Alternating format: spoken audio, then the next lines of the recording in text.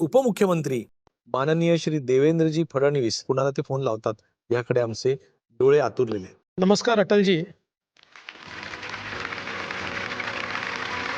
माझा तुम्हाला प्रणाम. फोन लावण्याचं कारण असं की मला अतिशय आनंद वाटतोय की जी स्वप्न तुम्ही पाहत होतात ती स्वप्न आज मोदीजींच्या नेतृत्वात पूर्ण होत आहे. आणि तुमच्या आशीर्वादाने मोदीजींच्या नेतृत्वात भारतीय जनता पक्षाला पूर्ण बहुमत मिळालं आणि आता राम मंदिर देखील बनत आहे.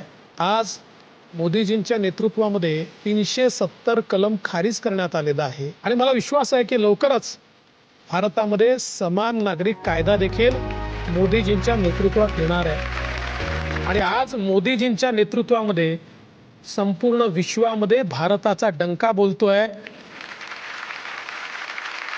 तुम्ही संसदेत सांगितलं होतं की सरकारें आएगी जाएगी, पार्टियां बनेगी बिगड़ेगी, ये देश रहना चाहिए.